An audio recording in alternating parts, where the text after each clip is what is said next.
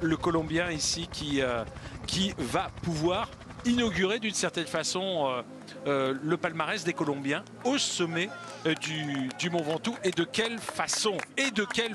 On vous le disait tout à l'heure, jamais un Colombien n'a gagné tout en haut du Mont Ventoux. Oui, au Chalet Reynard, on l'a vu récemment avec Ivan Sosa cette année, avec l'année dernière Nairo Quintana, mais au sommet du Mont Ventoux, ni les Flores, les Herrada et bref, tous les Herrera, pardon, tous les coureurs colombiens qui ont fait l'histoire du cyclisme colombien sur les routes du Tour de France, sur les routes du Dauphiné, sur les routes du Tour de l'Avenir même, eh bien aucun n'a jamais, je ne sais pas si pour le Tour de l'Avenir on est arrivé au Mont Ventoux, je pense pas, eh bien aucun n'a réussi à inscrire son nom, sa nation au sommet du Mont Ventoux. Eh bien, un homme va le faire. Et c'est tout simplement celui que l'on surnomme Superman. C'est Miguel Ángel López qui va réussir cet exploit, qui va finalement concrétiser les espoirs d'une nation qui espère peut-être qu'un Colombien gagnera dans un mois à peine, eh bien dans un peu plus d'un mois quand même, le Tour de France.